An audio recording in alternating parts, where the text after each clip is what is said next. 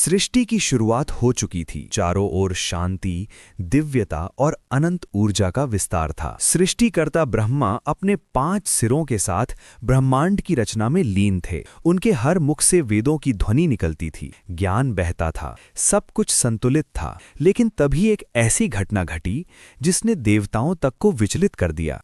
कहते हैं कि ब्रह्मा जी ने अपनी ही सृष्टि, अपनी ही पुत्री, कुछ कथाओं में सरस्वती की ओर मोह और आकर्षण की दृष्टि से देखा। ये केवल एक क्षण था, लेकिन वो क्षण सृष्टि के नियमों के विरुद्ध था। जैसे ही सरस्वती जी उनसे दूर जाने लगीं, ब्रह्मा जी के चारों मुख उन्हें देखने लगे और फिर उन्हें हर दिशा से देखने के लिए एक 5वां सिर उत्पन्न हो गया।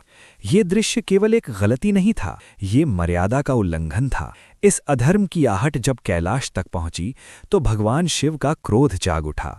शांत, ध्यानमग्न शिव अब रौद्र बन चुके थे। उन्होंने धारण किया अपना भयंकर रौद्र रूप। आकाश कांप उठा, देवता सहम गए। शिव प्रकट हुए और बिना किसी चेतावनी के अपने नाखून से ही ब्रह्मा जी के उस 5वें सिर को अलग कर दिया। क्षण भर में वो सिर धड़ से अलग हो गया और ब्रह्मांड में सन्नाटा छा गया।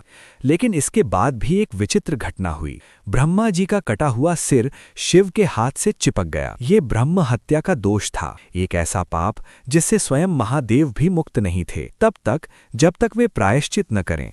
कहते हैं कि शिव ने भिक्षुक बनकर पूरे ब्रह्मांड में भिक्षा मांगी और अंततः काशी में उन्हें इस पाप से मुक्ति मिली। तभी से ब्रह्मा जी के 4 ही सिर रह गए। और ये कथा हमें याद दिलाती है कि सृष्टि के नियमों से ऊपर कोई नहीं, यहाँ तक कि देवता भी नहीं। शक्ति, ज्ञान और पद कितना भी बड़ा क्यों ना हो, अगर मर्यादा टूटती है तो परिणाम भयानक होते हैं।